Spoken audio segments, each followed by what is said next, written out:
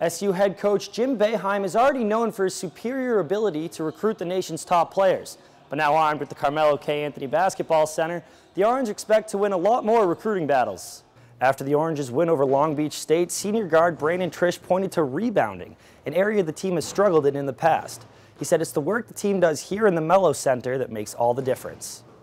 But right now, the Orange is coming off its biggest victory of the season over previously undefeated Louisville.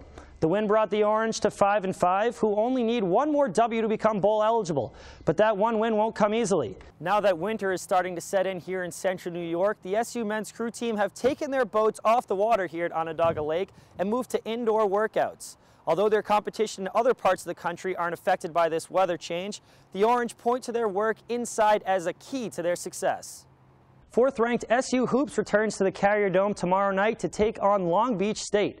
The Orange is 6-0 after topping Eastern Michigan 84-48 Monday night.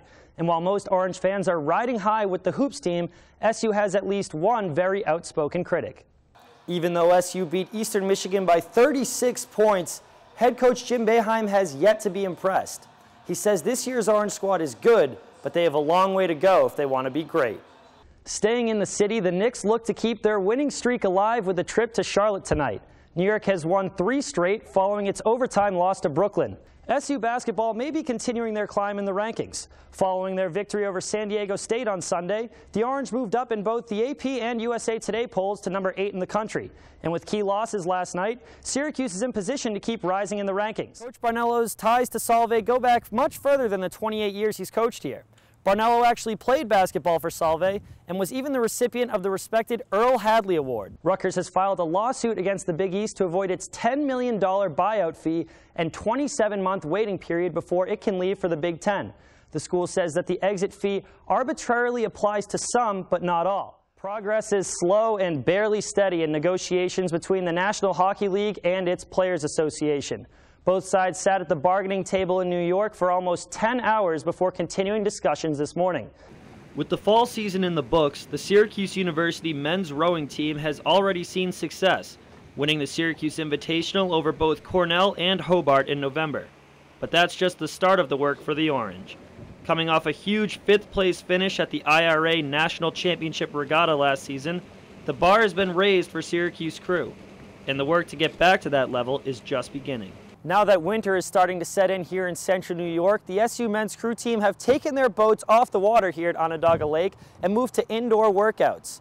Although their competition in other parts of the country aren't affected by this weather change, the Orange point to their work inside as a key to their success.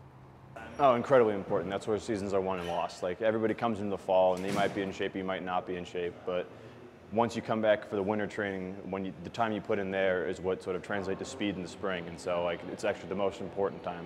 Extremely important. I mean, it's often said the races aren't won in the spring, they're won in the winter, and it's all about the fitness and the time you put in.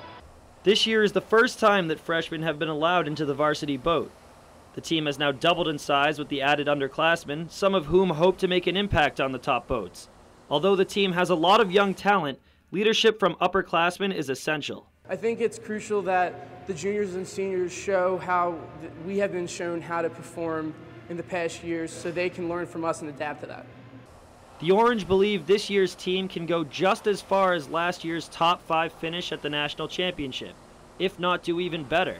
It's something that senior Angus Jackson attributes to their team bond and chemistry. I think we're closer than other teams. I think we have a real bond of friendship that other teams don't get. Other teams are always competing within each other and still competing with each other, but it's as friends, it's not as enemies.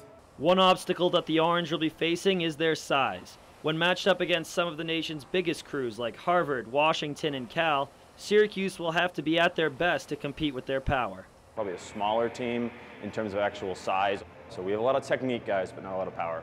But while rowing is one part strength, it's also one part fitness and technique, something senior Kyle Rogers thinks puts this year's boat above the competition.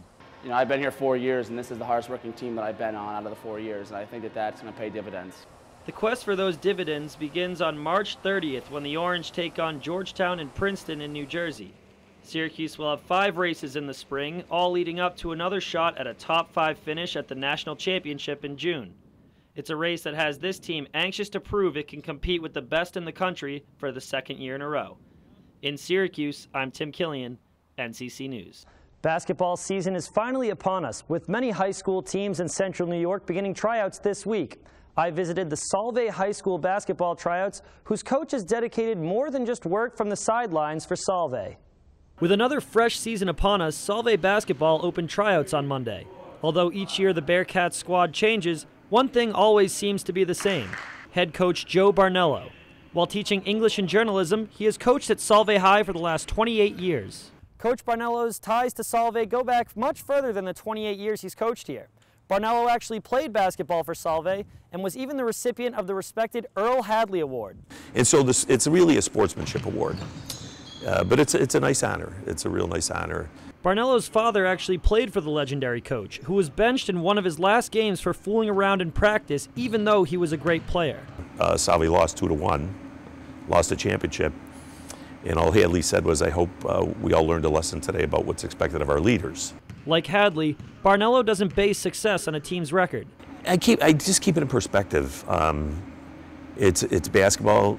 As long as my kids are working as hard as they possibly can to be the best they possibly can be, I'm happy with that. His teams have faced challenges, but Barnello says he's always positive through a loss. I try to tell my kids when things are going bad, just remember when you were a little kid and you were out in the driveway shooting by yourself. That's, go back to that time. And why were you out in the driveway? Because you loved it. His attitude is rubbed off on his senior leaders, who say they've learned more than just playing basketball from their coach. I love playing for Mr. Barnello because I don't know, he sees like the real person in you. At times it can be very helpful if you're struggling a little bit, but he stays on you to help you work hard and play good to your best ability. He looks out for the kids, and some coaches will just look out for the game and the W's and all the wins and stuff like that, but Mr. Barnello's always out for the kids. Barnello's most memorable moment from nearly 3 decades of coaching was not about any victory. It was when an opposing coach approached him before a game and told him he planned on playing his team manager, who was a special needs student who always dreamed of playing high school basketball. I explained the situation, and my kids, they gave him space. Well, he took like 2 45-footers. And it had nothing to do with my kids. He made them both 3-pointers. After the game, we were shaking hands. This kid comes through the line, he's crying, he's in tears, and then he hugs me and thanks me. And I'm thinking, wow, good for him. Both in the classroom and on the court, Barnello is a mainstay in Solvay. At the end of the day, it always comes back to the kids for Coach Barnello. It's been nothing but rewarding. It's been, I just been really blessed to get to know the kids on a whole different level than you get to know them in the classroom. Coach Barnello has just over 2 weeks to trim down his roster and gear up for the regular season. The Bearcats season opens on December 4th on the road against Bishop Grimes.